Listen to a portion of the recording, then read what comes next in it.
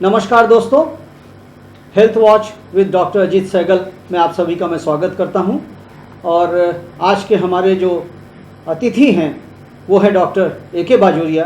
तो डॉक्टर बाजोरिया वाराणसी ही नहीं पूर्वांचल के माने जाने फिजिशियन हैं। और दोस्तों आज हम लोग बात करेंगे डॉक्टर साहब से। आप सभी देख रहे हैं कि कोविड में, इस कोरोना के पीरियड में बहुत से लोगों में डायबिटीज़ की परेशानियां बहुत जोर से सामने आ रही हैं। और जो लोग कहते हैं कि पोस्ट कोविड कॉम्प्लिकेशन हो रही है, उसमें भी लोगों का ब्लड शुगर जो है वो ऊपर नीचे हो रहा है, कंट्रोल नहीं हो रहा है। और पोस्ट कोविड के साथ साथ कोविड के पीरियड में अगर रोगी डायबिटीज़ से ग्रसित है और उसको कार्टिसोन चला है तो ये कहते हैं कि इम्यूनिटी बहुत लो हो जाती है, जिसके वजह से बहुत सी प्रॉब्लम हो सकती है, फेफड़े में हो सकती है, हार्ट में हो सकती है। और लेटेस्ट हम लोग देख रहे हैं कि म्यूकरमाइकोसिस भी हो रही है डायबिटीज़ वाले पेशेंट्स में। तो डॉक्टर साहब से जानना चाहेंगे, जैसा कि आपको मैंने बताया कि डॉक्टर बाजोरिया आज डायबिटीज़ के बारे में इनसे बहुत ही गहन अध्ययन होगा। तो डॉक्टर बाजोरिया आपका स्वागत करता हूँ। Thank you sir for your kind words and introduction. Doctor Bajoria ने उड़ीसा से अपनी शिक्षा दीक्षा कंप्लीट की है और पिछले 25 वर्षों से वाराणसी में कार्यरत हैं। बहुत से अस्पतालों में आपने अपनी सेवाएं दी है और अपना भी इनका एक हॉस्पिटल है, अरुणोदय हॉस्पिटल, जिसमें ये रोगियों की सेवा करते हैं। तो दोस्तों डायबिटीज़ के बारे में जब हम बात करते हैं तो सबसे पहले ये मन में आता है कि ये शब्द आया कहाँ से। तो मैं आपको बताना चाहूँगा, ये ग्रीक वर्ड है। और डायबिटीज़ में सबसे पहले जब हम बात करते हैं तो होता है कि ये इंसुलिन, सबसे पहले नाम लिया जाता है इंसुलिन। तो इंसुलिन का आविष्कार कब हुआ? तो मैं आपको बताना चाहूँगा कि इंसुलिन का आविष्कार 1921 में बेंटिंग और उनके मैक्लियॉड और एक दो और वैज्ञानिकों ने मिलकर के इसका इजाद किया और उसके वजह से उन्हें नोबेल प्राइज़ भी मिला था। इसके बाद फिर आता है कि सिंथेटिक इंसुलिन कब हुई। तो सिंथेटिक इंसुलिन जो है 1978 में बननी शुरू हुई। उसके पहले पिग में, काऊ में इनके पैंक्रियास को लेकर के जो है वो इंसुलिन बनाई जाती थी और उसके रिएक्शन बहुत होते थे, एलर्जी बहुत होती थी। इसके वजह से वो डिस्कार्ड कर देना पड़ा। और अब जो सिंथेटिक इंसुलिन है ये प्योर फॉर्म में बहुत से उसमें आती है। और मैं आपको ये बताना चाहूँगा कि एक बैक्टीरिया होता है जो वैसे तो लाइफ में बहुत परेशानियाँ करता है, ई कोलाई उसको कहते हैं। अगर ई कोलाई होता है तो यूरिनरी इन्फेक्शन अगर हो गया तो महीनों का चक्कर हो गया कि ई कोलाई का इन्फेक्शन है। लेकिन इसी ई कोलाई से डायबिटीज़ के लिए इंसुलिन तैयार की जा रही है। तो ये कभी कभी वरदान के रूप में भी हमारे सामने आया है। एक बात और बताना चाहूँगा जो बहुत इंटरेस्टिंग है कि डायबिटीज़ से हमारे दो हिंदुस्तानियों का नाम जुड़ा हुआ है। सुश्रुत, जिनको कहते हैं father of plastic surgery, rhinoplasty उन्होंने की थी। उन्होंने भी सबसे पहले इसको मधुमेह का नाम दिया था जब उन्होंने देखा कि रोगी के पेशाब के आसपास चींटियाँ लग रही हैं। तो वहाँ से ये मधुमेह का रोग सामने आया। और एक और बात बहुत ज़रूरी है कि 14 नवंबर, जिसको हम लोग हमारे पहले प्रधानमंत्री जवाहरलाल नेहरू जी का जन्म दिवस मनाते हैं बाल दिवस के रूप में, उसी 14 नवंबर को वर्ल्ड में डायबिटीज़ डे भी मनाया जाता है। तो बात शुरू करना चाहूँगा डॉक्टर साहब आपसे। सबसे पहले मैं ये जानना चाहता हूँ आपसे कि दुनिया में और हिंदुस्तान में डायबिटीज़ के रोगियों की संख्या कितनी होगी, करीब करीब अप्रॉक्सीमेटली? दुनिया में चाइना में सबसे ज़्यादा डायबिटिक पेशेंट हैं जी, अराउंड 116 मिलियंस, 116 मिलियंस। अच्छा। और उसके बाद इंडिया में है that is around 77 millions diabetic जी। उसके बाद यूएस में अराउंड 30 मिलियंस। तो ऐसे है पॉपुलेशन जो है हैविंग डायबिटीज इन इंडिया। हाँ, जिस तरीके से अभी आधुनिक वर्ल्ड चल रहा है उसमें डायबिटीज़ के पेशेंट्स की संख्या बढ़ रही है, क्योंकि कहते हैं डायबिटीज़ लाइफ स्टाइल डिजीज़, आपकी दिनचर्या से जुड़ी हुई चीज़ें हैं। तो डॉक्टर साहब जैसा आपने बताया काफ़ी संख्या में लोग जो हैं वो डायबिटीज़ से ग्रसित हो रहे हैं। तो अब मुझको आप ये बताएं कि डिफरेंट टाइप की डायबिटीज़ क्या क्या होती है? डायबिटीज जो क्लासिफिकेशन है मेनली होता है टाइप 1, जिसमें इंसुलिन एकदम नहीं बनती है। टाइप 2 जिसमें इंसुलिन थोड़ी बहुत है या इंसुलिन रेजिस्टेंट है। थर्ड इज जेस्टेशनल डायबिटीज़ उसके बाद दूसरी तरह की डायबिटीज, मतलब जेस्टेशनल का मतलब प्रेगनेंसी के दौरान लेडीज में हो जाता 24 से है 28 हफ्ते में जी। यूजुअली हम लोग स्क्रीन करके देखते हाँ हैं हाँ। कि इनको डायबिटीज हुआ है कि नहीं। और उसके बाद डायबिटीज़ जो है वो प्रेगनेंसी के बाद हाँ, ख़त्म हो जाता कभी है, नॉर्मल हो जाती है। ख़त्म हो जाता है, या अगर उनके परिवार में Yes, डायबिटीज़ की correct, हिस्ट्री रहती है हाँ। तो वो कंटिन्यू कर Continue जाता है। करती है। अच्छा, अब डॉक्टर साहब हम मुझको ये बताएं कि बहुत से ऐसी कंडीशन होती हैं जिसको हम कहते हैं कि स्ट्रेस ओरिएंटेड डायबिटीज़ हो गया, कि जैसे कोई पेशेंट जल गया बर्न के केसेस में, या ऑपरेशन किसी का होता है उस स्ट्रेस के कंडीशन में अक्सर आप भी देखते होंगे कि डायबिटीज़ सर, जो ये है जो- प्रेसिपिटेट हो जाता ये है। जो स्ट्रेस डायबिटीज होता है ये basically because of the release of your hormones like glucocorticoid and catecholamines. जी। तो कॉर्टिसोल जो होता है ये ग्लूकोज को बढ़ाता है। अच्छा। आप जब स्ट्रेस में रहते हैं बॉडी कॉर्टिसोल रिलीज से जिससे ग्लूकोज बढ़ा, हाँ हाँ, तो ये एक एडेप्टिव मैकेनिज्म है। एडेप्टिव हाँ, मैकेनिज्म लेकिन है। जिसका बॉडी में ऑलरेडी पहले से इंसुलिन कम है हम्म, उसको ये एडेप्टिव मैकेनिज्म उसको नुकसान करती है एंड ही डेवलप हाइपरग्लाइसीमिया। अच्छा। तो वैसे देखा गया स्ट्रेस में जो है लीवर में से भी ज़्यादा ग्लूकोज निकलता है बिकॉज एड्रेनलिन ज़्यादा बनती है एंड ग्लूकागोन ज़्यादा बनता है। तो ये दोनों में लीवर में ही ज़्यादा ग्लूकोज निकालते हैं for adaptation. It is a fight और फ्लाइट सिचुएशन। स्ट्रेस मतलब लाइक फाइट और फ्लाइट। जी। लेकिन ज़्यादा डॉक्टर साहब जो आपने बताया है कि लीवर में से ग्लूकोज निकल जाता है, एक कंडीशन मैं आपसे जानना चाहूँगा उसको, कि बहुत से ऐसे लोग होते हैं जो रात में खाना खाते हैं, अगर उन्होंने दवा ली है या इंसुलिन ली है, इंसुलिन लेने से सडनली 2-3 बजे के आसपास उनका ब्लड शुगर लेवल वो एकदम से, सोमो की इफेक्ट बोलते हैं हाँ उसको एकदम से लो हो जाता है, लेकिन सवेरे उनका ब्लड शुगर जो है हाई आता है। That is again because of this only. वो भी लीवर से शुगर जो ले लेता है Yeah. ब्लड में, बिल्कुल। इसके वजह से सवेरे हाई आता है।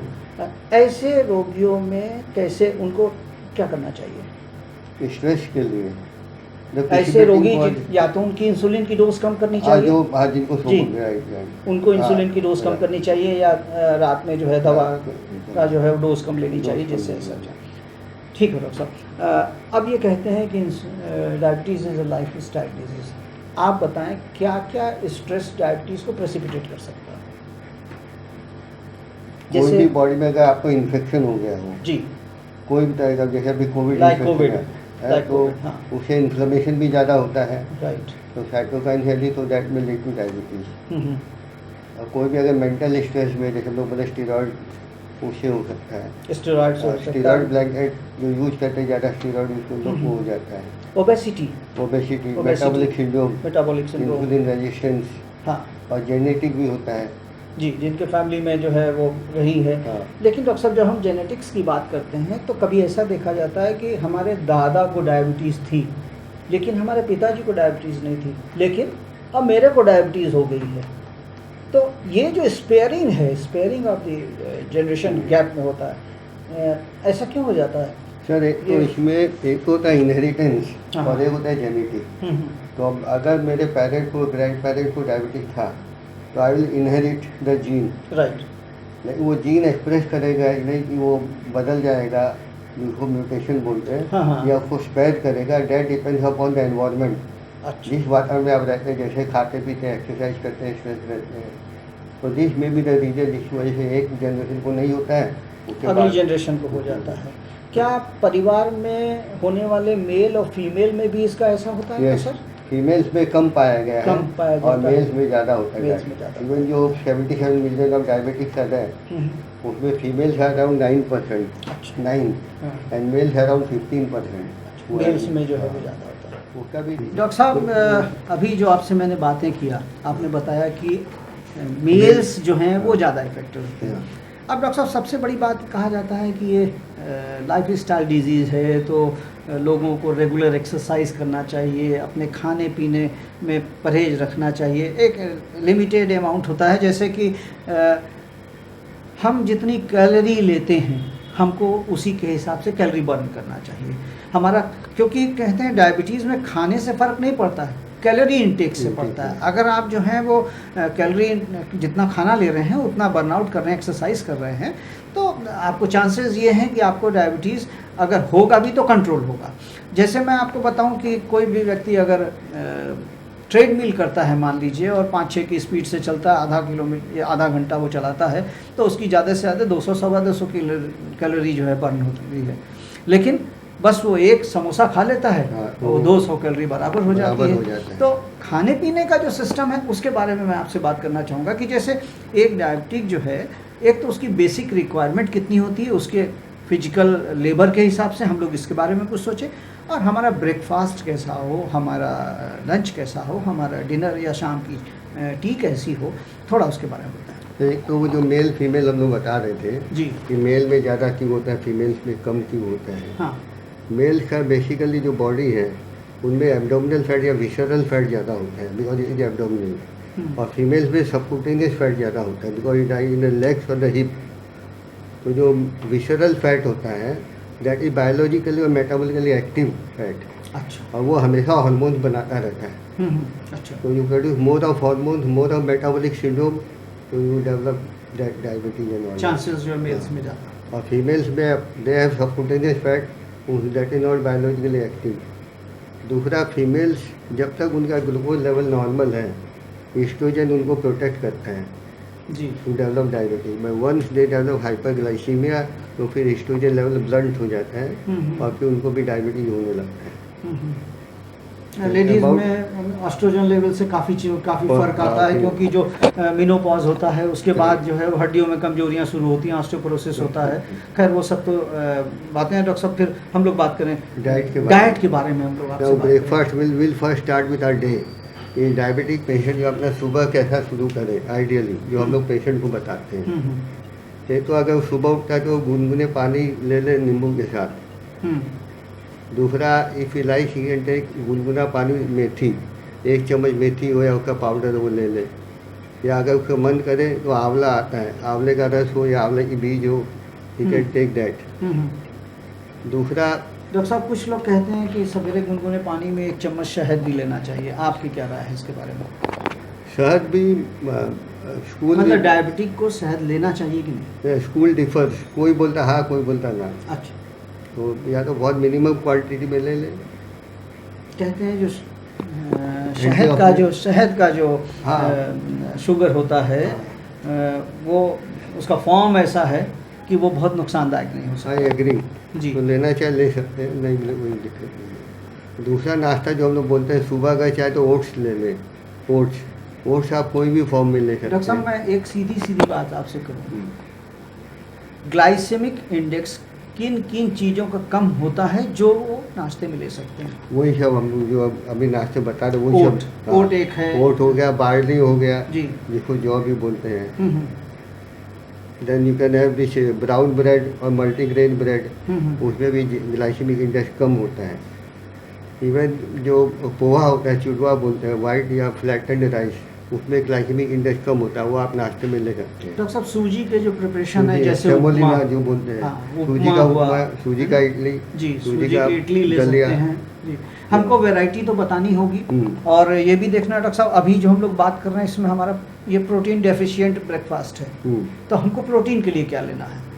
तो ये आप ये मल्टीग्रेन हम ले रहे हैं, विटामिन सॉरी ब्रेड जो आता है, मल्टीग्रेन ब्रेड ले रहे हैं, सवेरे या wheat अंकुरित based- जर्मिनेटेड चना ले सकते हैं, अंकुरित मूंग चना ले ले सकते सकते हैं, जो लोग Sprout एग भी लेते होता हैं वो लोग एग वाइट ले सकते white हैं। ले सकते हैं। That is the best That's the protein best form. form, best protein form। भीगा हुआ चना हुआ, काबली चना हुआ, हम्म। इस फॉर्म में ले सकते हैं। देन जो लोग राइस लेना चाहें, डॉक्टर साहब बनारस के लोग कचौड़ी जलेबी बहुत पसंद करते नहीं, वो हैं, तो उसके मना बारे है। में क्या ख्याल है आपका? नहीं, दे कैन टेक सत्तू। हाँ। बनारस के बहुत लोग अपने सत्तू खाना पसंद करते हैं, और सत्तू को बोलते हैं इंडियन फास्ट फूड। बिल्कुल तो डॉक्टर सत्तू साहब, is very good for your breakfast. अगर आप चाहें तो जौ और चना मिला के उनको सत्तू बोलते हैं, तो यू कैन टेक सत्तू का एनी प्रिपरेशन ऑफ सत्तू। सत्तू का प्रिपरेशन हाँ, ले that will सकते also हैं। help। वो एकदम ठीक कह रहे हैं आप डॉक्टर साहब। मेरे पास भी जब आते हैं ऐसे पेशेंट जिनको ऑस्टियोपोरोसिस होती है, मेरे को बताना होता है कि आप जो है वो कैसे किस फॉर्म में प्रोटीन लें, तो मैं हमेशा पूछता हूँ कि आप अगर गांव के रहने वाले हैं और सत्तू अवेलेबल है तो आप जरूर सत्तू खाएं, क्योंकि बहुत अच्छा प्रोटीन है वो। इवन जो दाल होता है, जैसे मूंग की दाल का मूंग की- चीला है, जी। या चने की दाल का चीला, हरी, you can have chilla of any form. बेसन का चूसा ग्लाइसेमिक इंडेक्स कम होता कम है। होता है जी। Then we come to rice. What about milk consumption कितना होना चाहिए?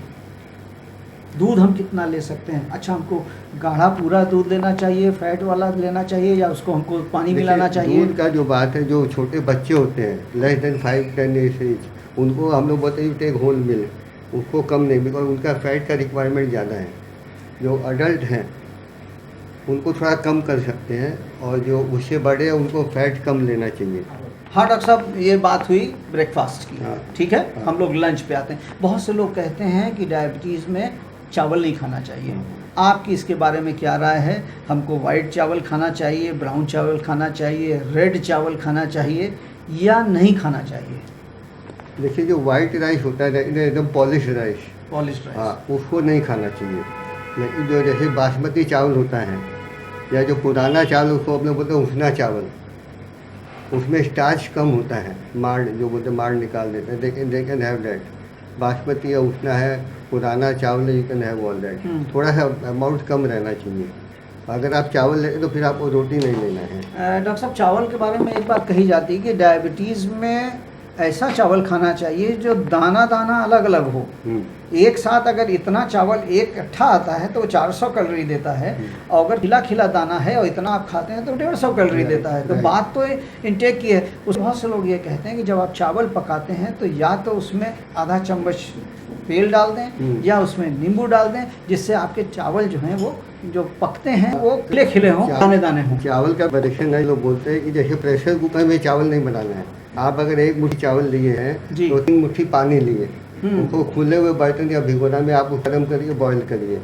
फिर जब वो ऊपर आ जाता है पूरा खिल के, देन यू यूज दैट, उसका वो स्टार्च या मांड गिरा देते हैं, उसके बाद वो चावल हेल्दी होता है। फिर चावल के साथ हमेशा दाल लेनी चाहिए या चना ले, खाली चावल नहीं खाना चाहिए। खाली चावल खाने से आपका ग्लाइसेमिक इंडेक्स बढ़ सकता है, लेकिन अगर आप उसके साथ कोई भी प्रोटीन या कोई चीज़ लेते हैं तो वो इक्वल हो जाता है। तो you can take brown rice, you can take basmati chawal. Basmati chawal is also very good for diabetic patient. अच्छा, जैसे उसका आता है और डॉक्टर साहब, खाने में हम लोग को हरी सब्जियां जैसे हैं, वो कैबेज का फॉर्म है, कहते हैं भिंडी बहुत अच्छी है डायबिटीज़ के पॉइंट ऑफ व्यू से, करेला बहुत अच्छा है पॉइंट ऑफ व्यू से, और खाने में डॉक्टर साहब दालचीनी के लिए भी कहते हैं एंटी डायबिटिक का इसका रोल है। इवन हल्दी का रोल जो है वो एंटी डायबिटिक है। तो इस तरीके से अगर हम लोग खाने में बहुत सी ऐसी चीज़ें हैं, रोटी के ऊपर भी वी कैन आल्सो टॉक। हाँ डॉक्टर साहब, रोटी आप क्या समझते हैं कि हमको प्योर आटे की खानी चाहिए, मैदे की खानी चाहिए, 5 ग्रेन खानी चाहिए, या मिस्सी रोटी सब मिला जुला करके बेसन की जैसी हो? बताइए। जो गेहूं का रोटी होता है, हाँ। जो गेहूं का दाना होता है, उसमें 3 पार्ट होता है। ऊपर में होता है ब्रान, उसके बीच में एंडोस्पर्म, और नीचे में होता है जर्म। तो जो जर्म्स होता है जो पार्ट, उसमें सब न्यूट्रिशन रहता है। अच्छा। और बाकी एंडोस्पर्म में थोड़ा बहुत है, ऊपर का ब्रेन है उसमें कुछ भी नहीं रहता है।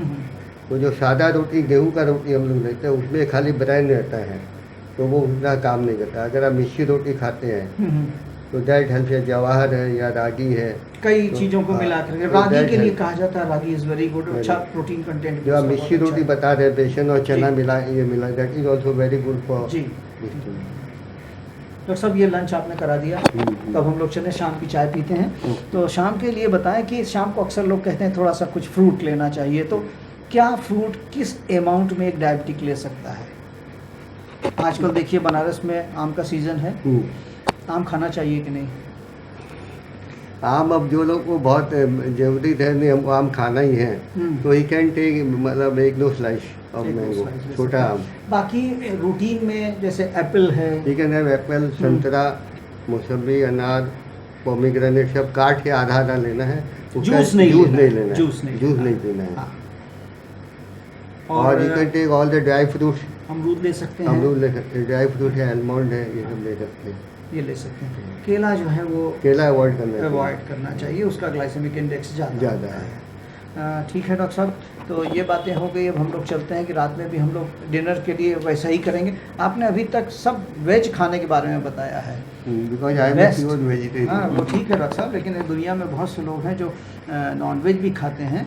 तो नॉन वेज खाने वालों में कहते हैं बेस्ट प्रोटीन इज़ फिश और चिकन, जो रेड मीट होता है उसको खाने से थोड़ी प्रॉब्लम होती है। स्पेशली मैं ये एज ऑर्थोपेडिक सर्जन जानता हूँ कि रेड मीट खाने वालों को गाउट की प्रॉब्लम होती है, तो उसको अवॉइड करते हैं। डॉक्टर साहब, अब आप मुझको ये बताइए, इन जनरल एक्सरसाइज के पॉइंट ऑफ व्यू से हम लोग देखते हैं कि एक नॉर्मल आदमी को दिन भर में कितनी कैलोरी बर्न करनी चाहिए, और या एक एवरेज आदमी कितनी उसको कंज्यूम कितना करना चाहिए? एक्सरसाइज का जो है हम लोग बोलते हैं उसको एरोबिक एक्सरसाइज ज़्यादा करना चाहिए। Aerobic like walking, running, cycling, jogging, swimming, ये सब एरोबिक एक्सरसाइजेज होते हैं। उसमें अगर आप रोज़ 45 मिनट्स करते हैं तो आप हफ्ते में 5 दिन एक्सरसाइज कर सकते हैं। 2 दिन नहीं करें, बाकी 5 दिन आप करिए। आधा घंटा पैदल चलिए, बाकी 15-20 मिनट योगा है सब करिए। थोड़ा स्ट्रेनुअस एक्सरसाइज करिए, दैट विल हेल्प यू। अब डॉक्टर साहब, सबसे बड़ी बात ये आती है कि सभी लोग जानते हैं किसी की डेथ डायबिटीज़ से नहीं होती है, डेथ होती है उसके कॉम्प्लिकेशन से, क्योंकि सिर से लेकर के पैर तक हर अंग में डायबिटीज़ के कॉम्प्लिकेशन हो सकते हैं, चाहे वो सिर पे हो सेरेब्रोवास्कुलर एक्सीडेंट के रूप में, चाहे आँखों में हो, कहते हैं डायबिटीज़ में आँखों में नियोवैस्कुलराइजेशन हो जाता है, उसके वजह से रेटिना में प्रॉब्लम आती है, आँख की रोशनी चली जाती है, कार्डियक प्रॉब्लम होती है, हार्ट अटैक होते हैं, लंग में इन्फेक्शन हो सकता है, यूटीआई हो सकता है। तो इन सब चीज़ को बचाने के लिए आप लोग बेसिकली लोगों को क्या संदेश देना चाहते हैं कि अगर वो इंसुलिन पे हैं तो इंसुलिन रेगुलर लगाएं, अगर वो ओरल पे हैं तो उसको कंट्रोल करें, और आपके हिसाब से एक नॉर्मल लिमिट अच्छी क्या होती है, और व्हाट इज़ HB1AC जो सबसे ज़्यादा आज कहते हैं बहुत इंपॉर्टेंस है उसके बारे में बताएं। एक तो ये जो कॉम्प्लिकेशन की आप बात करें डायबिटीज़ में, तो एक तो होता है माइक्रोवास्कुलर कॉम्प्लिकेशन, एक होता है मैक्रोवास्कुलर। माइक्रोवास्कुलर इसमें स्मॉल वेसल्स इन्वॉल्व होते हैं, जिसकी वजह से आपका डायबिटिक रेटिनोपैथी हुआ, डायबिटिक नेफ्रोपैथी हुआ, डायबिटिक न्यूरोपैथी हुआ, देन जो सेक्सुअल डिस्फंक्शन हुआ, डायबिटिक फुट अल्सर्स होते हैं, they all are because of microvascular damage. खून का दौरा जो है वो कमजोर हो जाता है। Foot ulcers are very notorious. उसमें बताते हैं कि पहले आपका सेंसरी लॉस होता है बिकॉज ऑफ न्यूरोपैथी, उसके बाद डिफॉर्मिटी आती है, फिर प्रेशर पॉइंट होता है, प्रेशर पॉइंट होने के बाद वहाँ कैलस बन जाता है, कैलस बनने के बाद वहाँ पे हेमाटोमा होता है, फिर एक्सेस होता है, फिर वो अल्सर हो जाता है। डॉक्टर साहब, आजकल ये भी है कि डायबिटिक फुट अल्सर जिनको हो रहे हैं उनको म्यूकरमाइकोसिस का भी खतरा बहुत ज़्यादा बढ़ जा रहा है, वो भी एक बहुत बड़ी, वो बड़ा कैटास्ट्रोफिक होता है म्यूकरमाइकोसिस इन्वॉल्वमेंट जी। और बाकी कॉम्प्लिकेशन ऐसी न्यूरोपैथी जी, रेटिनोपैथी तो बहुत कॉमन है जी, it is very common cause of blindness in India, diabetic retinopathy. Doctor साहब, एक बात और भी कहते हैं कि आँखों में कैटरेक्ट डायबिटीज़ की वजह से बहुत जल्दी होता है, और जैसे जैसे ब्लड शुगर लेवल बढ़ता है वैसे वैसे कैटरेक्ट की ओपेसिटी बढ़ती है, और अगर ब्लड शुगर लेवल कम होता है तो लोगों को थोड़ा थोड़ा दिखने लगता है, इसके बारे में बताएं। ऐसा आपने भी महसूस किया होगा, लोग आके बताते होंगे कि जब ब्लड शुगर बढ़ता है तो मेरे को आँख से अच्छे से दिखाई नहीं पड़ता। तो ये लोग बोलते हैं जो ऑटोनोमिक नर्वस सिस्टम होता है बॉडी का, that also supply the nerves of the retina and all that, उस वजह से ये वेरिएशन होता है जो आप बता रहे हैं। मेन चेंजेस तो वही है जो आप बता रहे हैं, नियोवैस्कुलराइजेशन जी, पहले होता है प्रोलिफरेटिव फेज, नॉन प्रोलिफरेटिव, उसके बाद मैकुलर एडिमा होता है जी, उसके बाद आपका ये होता है प्रोलिफरेटिव जिसमें कि ब्लाइंडनेस हो जाती है, ज़्यादा बड़ी प्रॉब्लम है ये। कार्डियक प्रॉब्लम भी बहुत लोगों में होती है, इश्मीमिया बहुत लोगों में होता है, ज़्यादा होता है ऑटोनोमिक इनसफिशिएंसी। जो क्या संदेश देना चाहेंगे आप डायबिटीज़ के पेशेंट को, ये बताएं कि उनका ब्लड शुगर लेवल कितना रहना चाहिए, HB1AC कितना होना चाहिए, और उनको दवा हमेशा कंटिन्यू करना चाहिए। देखिए डायबिटीज हम लोग कब बोलते हैं, जब एक का कोई का फास्टिंग ब्लड शुगर जो है it is more than 92, I am talking of gastric, more than 126 fasting blood sugar अगर इक्वल और मोर देन 126 है then we tell you are having diabetes, और कोई का HbA1c मोर देन 6.5 है we tell you are having diabetes, और random blood sugar अगर 200 से ज़्यादा है it means you are having diabetes. और प्री डायबिटिक जो होते हैं उनका फास्टिंग होता है 100 से 125 के बीच में जी, और HbA1c होता है 5.7 से 6.4 के बीच में जी, और रैंडम ब्लड होता है 180 के आसपास होता है। तो डायबिटिक पेशेंट को बोले ये वैल्यू आपको मालूम होना चाहिए और ये वैल्यू के नीचे आपको अपना शुगर रखना है।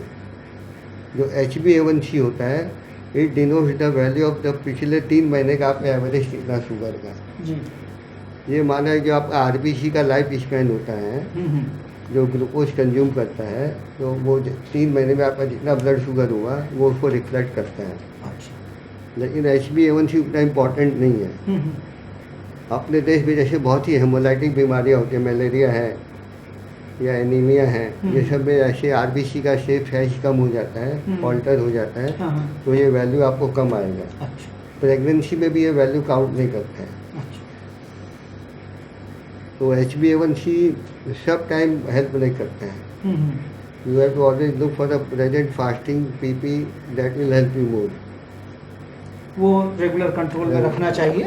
और जो लोग इंसुलिन ले रहे हैं उनको रेगुलर इंसुलिन ले करके टेस्ट करते रहना चाहिए। अब इंसुलिन में डॉक्टर साहब आप कई तरीके की इंसुलिन है, उसके बारे में बताएं। इंसुलिन जो है basically hormone that is produce of the beta cell of the pancreas, और उसका जॉब क्या होता है कि ब्लड में से ग्लूकोज को निकाल के वो सेल्स में ले जाए ताकि एनर्जी बने। This is the main part of insulin.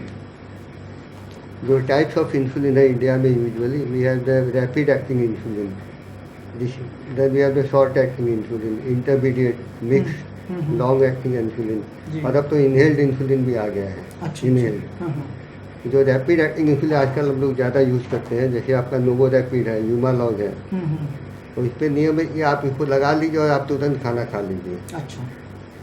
लेकिन जो शॉर्ट एक्टिंग जैसे एक्टापीड है या R वाला होता है, उसको काम करने में आधे घंटा टाइम लगता है। कितने देर तक ये काम करता है? कौन सा? एक्टापीड 8 घंटे तक, 6 घंटे तक, 6 से 8 घंटा काम करता है। और ये जो डॉक्टर साहब एक मिक्स स्टार्ट होता है जिसको कहते हैं 30-70, 12 घंटे काम करता है। ये 12 घंटा काम करता है। 30-70 का मतलब ये है कि 30 वाला इमीडिएटली करता है, जो आपने खाया उस पर काम करेगा, और 70 वाला आपको देर तक मेंटेन करके रखेगा। डॉक्टर साहब जो लॉन्ग एक्टिंग है उसमें कई तरीके के इंसुलिन जो कहते हैं कि आजकल काफ़ी सेफ है, और जो रात में जो स्पाइक्स होते हैं ब्लड शुगर के, उसको तो बोलते हैं बेसल इंसुलिन।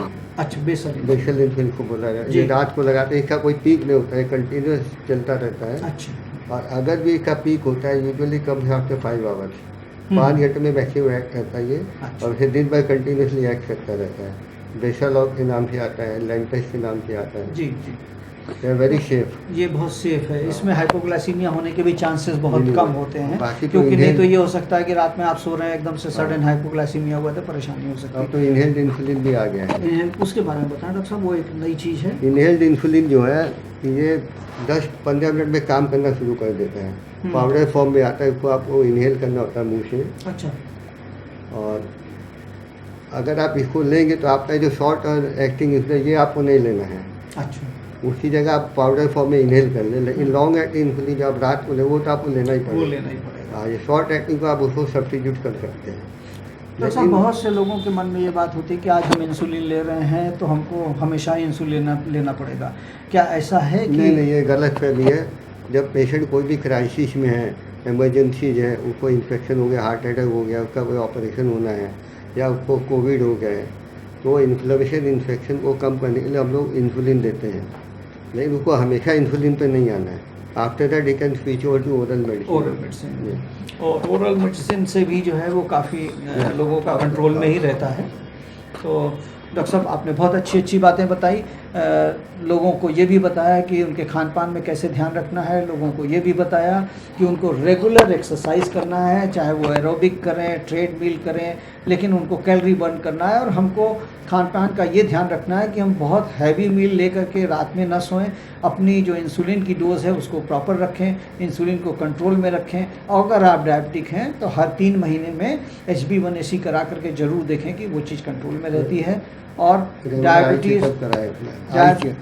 डायबिटीज़ के लिए जो सबसे इम्पॉर्टेंट बात ये है कि हमको ये देखना है कि हमारा HbA1c भी कंट्रोल में रहे, फास्टिंग भी कंट्रोल में रहे, और PP भी कंट्रोल में रहे। और आप अपनी मन मुताबिक चीज़ें थोड़ा थोड़ा करके ज़रूर खा सकते हैं, क्योंकि बातें कैलोरिक इंटेक की है। ये नहीं है कि ये भी नहीं छूना है, वो भी नहीं छूना, ऐसा नहीं है।